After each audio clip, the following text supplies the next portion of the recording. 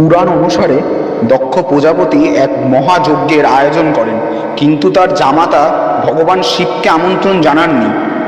এতে দক্ষ কন্যা সতী অত্যন্ত দুঃখিত হন এবং পিতার যজ্ঞসভায় গিয়ে শিবের অপমান সহ্য করতে না পেরে যজ্ঞাগ্নিতে আত্মাহুতি দেন। সতীর মৃত্যু সংবাদ পেয়ে শিব শোকে উন্মত্ত হয়ে সতীর দেহ কাঁধে নিয়ে তাণ্ডব নৃত্য শুরু করেন।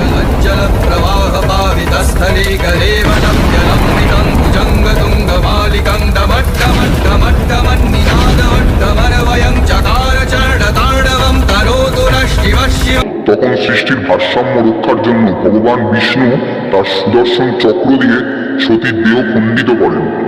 সতীর দেহের বিভিন্ন অঙ্গ পৃথিবীর নানা স্থানে পতিত হয়ে 51 শক্তিপীঠের সৃষ্টি হয়। কথিত আছে সতীর যোনি মুদ্রা নীলাচল পর্বতে পতিত হয়েছিল। সেই স্থানই পরে কামাখ্যা শক্তিপীঠ নামে প্রসিদ্ধ হয়।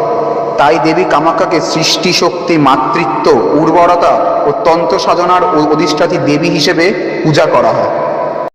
কথিত আছে সতীর যোনি মুদ্রা নীলাচল পর্বতে পতিত হয়েছিল। সেই স্থানই পরে কামাখ্যা শক্তিপীঠ নামে প্রসিদ্ধ হয়। তাই দেবী কামাখ্যা আজও নীলাচল পর্বতে অবস্থান করেন। সাধক কেন্দুকলাই যখন সন্ধ্যা আরতি ও মন্ত্রপাঠ করতেন, তখন দেবী কামাখ্যা মানবী রূপ ধারণ করে মন্দিরের ভেতরে অলৌকিক ও স্বর্গীয় নৃত্য করতেন। তবে দেবীর একটি শর্ত ছিল, এই রূপ শুধু কেন্দুকলাই দেখতে পাবেন, অন্য কেউ নয়। পুজো শেষ না হওয়া পর্যন্ত কেন্দুকলাই চোখ বন্ধ রাখতেন বা দেবীর দিকে পরম শ্রদ্ধায় নিবিষ্ট থাকতেন। রাজা নরনারায়ণ এবং চিলারাই যখন জানতে পারলেন যে তাদের মন্দিরের পুরোহিত স্বয়ং দেবীর দর্শন পান এবং দেবী সেখানে নৃত্য করেন, তখন তাদেরও মনে দেবীকে দেখা তীব্র কৌতূহল ও বাসনা জাগে। তারা কেন্দুকলাইকে অনুরোধ করেন যাতে কোনোভাবে তারাও দেবীর এই রূপ একটু দেখতে পান। প্রথমে কেন্দুকলাই রাজি হননি, কারণ তিনি জানতেন এটি দেবীর নিয়মের বিরোধী। কিন্তু রাজার বারবার অনুরোধ এবং চাপে পড়ে শেষ পর্যন্ত তিনি একটি ফোন দিয়া দেন।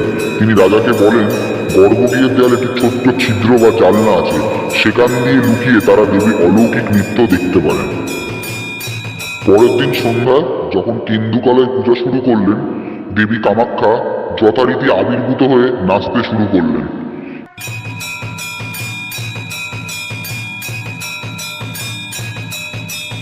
जय कामेशि चामुण्डे जय भूतापहारिणि जय सर्वगते देवी कामेश्वरि नमोऽस्तुते।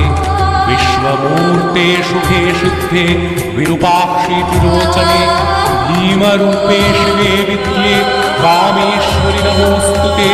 माला जये जये जम्भे भूताक्षि शुभिते क्षये महामाये महेशानि कामेश्वरि नमोऽस्तुते।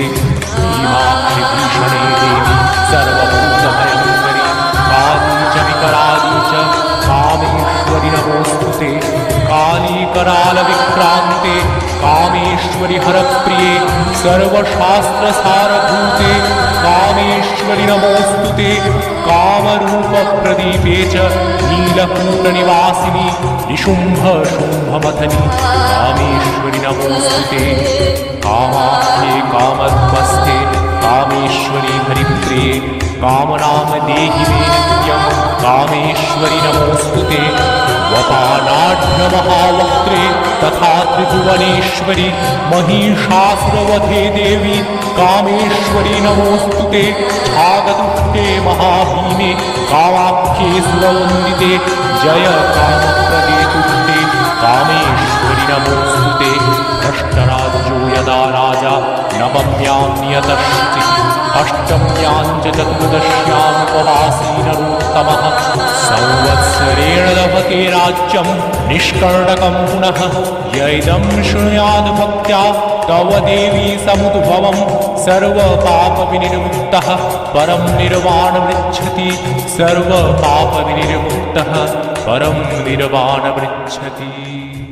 সেই সময় মহারাজ নরনারায়ণ ও চিলারাই লুকিয়ে ওই দেওয়ালের ছিদ্র দিয়ে দেবীর দিকে তাকান। অনুমতি ছাড়া এবং লুকিয়ে কামাতুর বা কৌতূহলী দৃষ্টিতে দেখায় দেবী অত্যন্ত ক্ষুব্ধ ও অপমানিত বোধ করেন। তিনি সঙ্গে সঙ্গে বুঝতে পারেন যে তার পরম ভক্ত কেন্দুকলাই এই বিশ্বাস ভঙ্গ করেছেন। ক্রোধে ফেটে পড়ে দেবী কামাখ্যা। রাজা নরনারায়ণ ছেলা রায়ের দিকে তাকিয়ে তীব্র অভিশাপ দেন।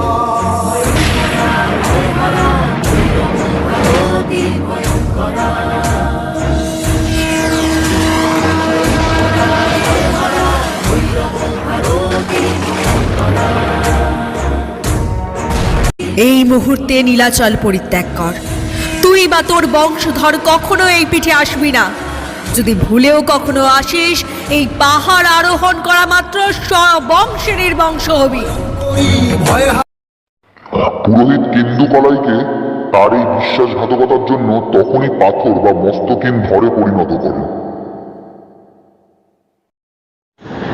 দেবীর এই ভয়ানক অভিশাপের পর রাজা নরনারায়ণ অত্যন্ত অনুতপ্ত হন এবং ক্ষমা প্রার্থনা করেন। কিন্তু দেবীর বাণী তো আর মিথ্যা হওয়ার নয়।